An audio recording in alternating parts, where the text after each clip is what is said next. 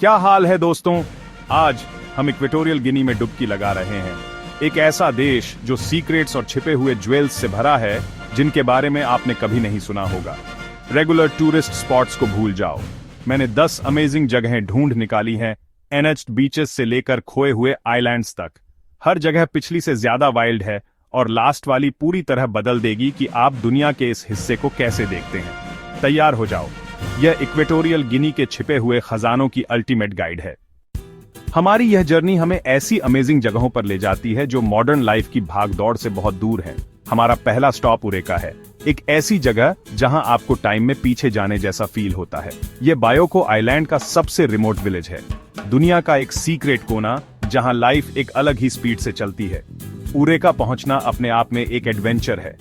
एक वाइल्ड जंगल राइड के बाद डेंस वेजिटेशन और चैलेंजिंग टेरेन से होते हुए हमें एंडलेस वोल्केनिक बीचेस का व्यू मिला। ब्लैक सैंड आपके सामने फैली हुई है जो हरे भरे जंगल के बिल्कुल ऑपोजिट है। और जो बात सच में सरप्राइजिंग है वो ये है कि वहां कोई भी नहीं था, बस हम, ओशन, उसकी रिथमिक वेव्स किनारे से टकराती हुई और प्योर वाइल्ड नेचर, एक अनटच्ड लैंडस्केप जो हमें हम्बल और एनर्जेटिक दोनों फील कराता है। बीच के पीछे का जंगल जिंदा है, लाइफ और एनर्जी से भरा हुआ है। ये बड़े बड़े पेड़ों की दुनिया है जिनकी टहनियां आसमान को छूती हैं और एक हरे रंग का कैथेड्रल बनाती हैं। और जहां भी आप देखते हैं वहां वाइल्ड लाइफ है। पेड़ों में रंगीन पंछी उड़ते हैं और जंगल में अनसीन क्रिएचर्स की आवाजें गूंजती हैं। यहाँ के लोकल लोग नेचर के साथ हार्मनी में रहते हैं। उनकी लाइफ जंगल और सी के रिदम के साथ जुड़ी हुई है। वे इस लैंड से डीपली कनेक्टेड हैं। उन्होंने हमें वे ट्रेल्स भी दिखाए जहां सी टर्टल्स अपने अंडे देते हैं, जो इस इकोसिस्टम के डेलिकेट बैलेंस की निशानी है। उरेका एक लिविंग इकोसिस्टम है, एक ऐसी जगह जहां हर एलिमेंट इंटरकनेक्टेड और वाइटल है।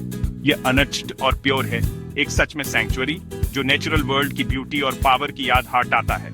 यह एक ऐसी जगह है जो आपको वर्ल्ड को वैसे ही अप्रिशिएट कराती है जैसा उसे बनाया गया था।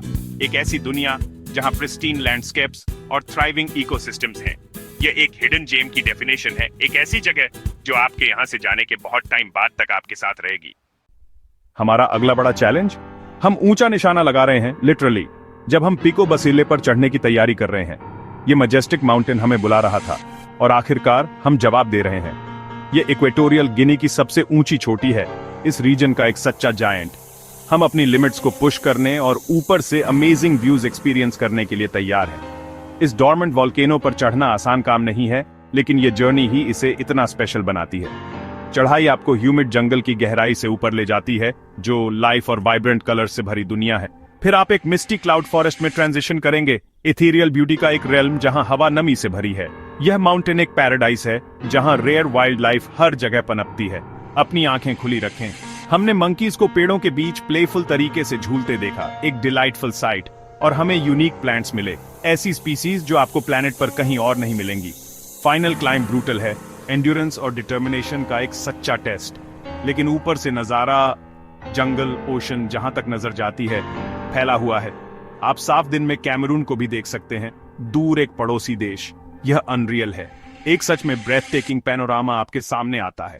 ऊपर खड़े होकर आपको नेचर की प्योर पावर अपने ऊपर महसूस होती है और आप अचीवमेंट की एक बहुत बड़ी भावना से भर जाते हैं, ये जानते हुए कि आपने इस इनक्रेडिबल पीक को जीता है। पिको बासिल बियोको आइलैंड का दिल है, इसकी मैजेस्टिक प्रेजेंस लैंडस्केप पर हावी है। ये चढ़ाई किसी भी एडवेंचरर के लिए मस्ट डू है जो एक थ्रिलिंग और रिवॉर्डिंग एक्सपीरियंस की तलाश में है। यह वाइल्ड है, एक ऐसी जगह जहां नेचर राज करता है। ब्यूटीफुल है, एक ऐसा लैंडस्केप जो आपको ऑ स्ट्रक कर देगा। और अनफॉरगेटेबल है, एक ऐसी मेमोरी जो आपके साथ हमेशा रहेगी। अगर आपको चैलेंजेस पसंद हैं, अगर आप एडवेंचर चाहते हैं, तो ये जगह आपके लिए है।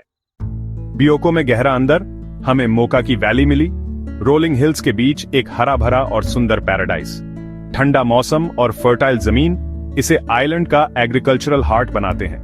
हम बुबी लोगों से मिले, उनकी ट्रेडिशंस के बारे में सीखा और ट्रू रूरल हॉस्पिटैलिटी का एक्सपीरियंस किया। मोका की वैली जमीन और इसके लोगों से कनेक्ट करने के बारे में है। ये शांत, सुंदर और इक्वेटोरियल गिनी का एक ऐसा साइड है जिसे ज्यादातर ट्रैवलर्स मिस कर देते हैं। एडवेंचर के लिए रेडी हैं? हम कॉन्टिनेंटल जंगल में घुस गए इलाची वाटरफॉल्स को ढूंढने के लिए।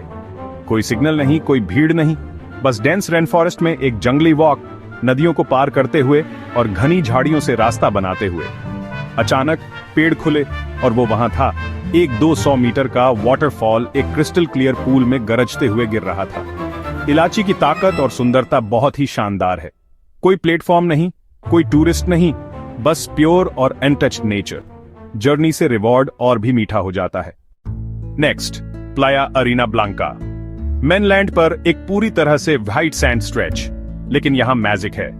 हर साल कुछ महीनों के लिए लाखों बटरफ्लाइज हवा में भर जाती हैं, बीच को एक लिविंग कैलेडोस्कोप में कवर करती है। बटरफ्लाइज के क्लाउड्स के बीच चलना एक फेरी टेल में कदम रखने जैसा है। व्हाइट सैंड का कंट्रास्ट, टर्किश वाटर और फ्लटरिंग कलर अनफॉरगेटेबल है। प्लाया अरीना ब्लांका एक सीक्रेट वंडर है, शांत, अलग और पूरी तरह से मैजिकल। यह एक लाइफ टाइम एक्सपीरियंस है। यही वजह है कि आप ऑन ऑफ बीटन पाथ पर ट्रैवल करते हैं। मोंटे एलन नेशनल पार्क के बीचों बीच हम इलूसिव जंगल एलिफेंट्स को ढूंढ रहे थे।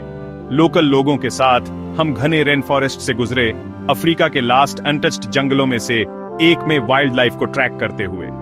कई दिनों की तलाश के बाद हमें आखिरकार जंगल के एक क्लीयरिंग में नहाते हुए एक छोटा हर्ड दिखा। एक प्योर मैजिक का moment. Monte Alen rare wildlife के लिए एक सच्चा सैंक्चुअरी है और इको एडवेंचरर्स के लिए एक हेवन। यह वाइल्ड, चैलेंजिंग और बहुत रिवॉर्डिंग है। यह पार्क कंजर्वेशन के लिए इक्वेटोरियल गिनी के कमिटमेंट का एक सबूत है। हम इस्ला डी कोरिस्को के लिए निकल पड़े। पायरेट लेजेंड्स और छुपे हुए इतिहास की जगह। बीचेस खाली हैं, पानी क्रिस्टल क्लियर है और कोरल रीफ अछूते हैं। हमने कॉलोनियल खंडहरों को एक्सप्लोर किया और पायरेट्स और छुपे हुए खजानों की कहानियां सुनी।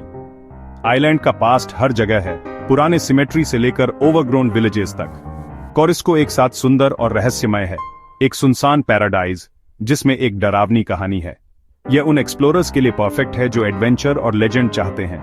यह आइलैंड सच में टाइम में खोया हुआ लगता है। बाटा में हमें बाटा का शानदार कैथेड्रल दिखा, स्पेनिश गॉथिक का एक मास्टरपीस जो शहर पर भारी पड़ता है। इसकी जटिल नक्काशी, जुड़वां टावर और रंगीन कांच की खिड़कियां बहुत इंप्रेसिव हैं, खासकर ट्रॉपिकल जगह में। अंदर सूरज की रोशनी रंगीन खिड़कियों से छनकर आती है और विशाल जगह को शांति और विस्मय से भर देती है। कैथेड्रल बाटा के इतिहास और कल्चर का प्रतीक है, जो औपनिवेशिक प्रभाव को लोकल गर्व के साथ मिलाता है। आर्किटेक्चर लवर्स के लिए ये एक जरूरी जगह है और इक्वेटोरियल गिनी का एक अलग पहलू देखने वालों के लिए भी। ये बिल्डिंग सचमुच अफ्रीका के छिपे हुए अजूबों में से एक है। बियोको में वापस आकर हमने मालाबो के कॉलोनियल क्वार्टर को एक्सप्लोर किया, जो स्पेनिश आर्किटेक्चर और अफ्रीकन एनर्जी का एक लिविंग म्यूजियम है। कलरफुल फसाड्स, वुडन बालकनीज और लाइवली प्लाजाज हर स्ट्रीट को एक डिस्कवरी बनाते हैं। हाइलाइट्स में neo Gothic Malabo cathedral, presidential palace और आइकॉनिक कासा वेर्दे शामिल हैं। स्ट्रीट वेंडर्स, हिस्टोरिकल मैंशंस और वाइब्रेंट सिटी लाइफ पास्ट और प्रेजेंट को मिक्स करते हैं। कॉलोनियल क्वार्टर मालाबो की सोल है, चार्मिंग, हिस्टोरिकल और सरप्राइजेस से भरा हुआ। इक्वेटोरियल गिनी की यूनिक हिस्ट्री को समझने के लिए यह एक मस्ट विजिट जगह है। कैपिटल के इस साइड को मिस मत करना।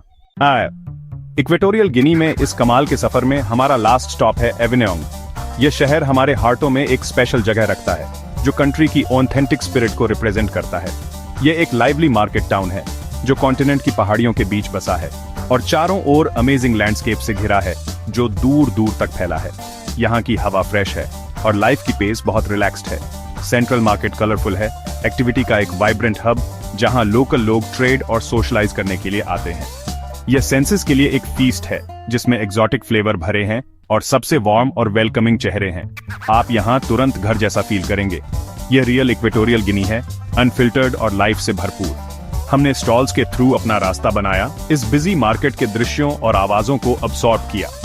हमने लोकल फूड्स ट्राई किए, रीजन के यूनिक और डिलीशियस फ्लेवर्स का स्वाद लिया और हमने कम्युनिटी की स्पिरिट को सोक किया, एक कनेक्शन और बिलोंगिंगनेस फील की।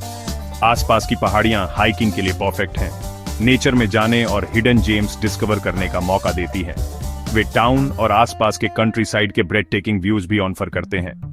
एविन्योंग दिखाता है कि एक कंट्री का रियल हार्ट उसके लोगों और डेली लाइफ में है, शेयर किए गए सिंपल मोमेंट्स और बनाए गए कनेक्शंस में है। कभी कभी बेस्ट जेम्स सबसे सिंपल होते हैं और एविन्योंग इसका एक परफेक्ट एग्जाम्पल है। और अब एक क्विक क्विज। क्या आप इक्वेटोरियल गिनी के बारे में अपना नॉलेज टेस्ट करने के लिए रेडी हैं? इक्वेटोरियल गिनी की ऑफिशियल लैंग्वेज क्या है? क्या आपको हमारे ट्रिप से याद है?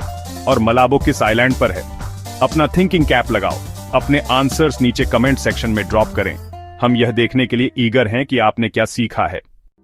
और इसी के साथ हम खत्म करते हैं अपना अमेजिंग ट्रैवल इक्वेटोरियल गिनी के 10 हिडन जेम्स का।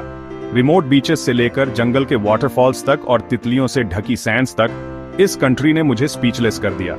मुझे उम्मीद है कि आपको वर्ल्ड की कमजानी एडवेंचर्स को सर्च करने की इंस्पिरेशन मिलेगी।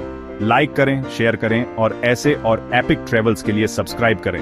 मुझे कमेंट्स में बताएं कि आपका फेवरेट हिडन जेम कौन सा है। वीडियो देखने के लिए थैंक्स और अगली बार मिलते हैं।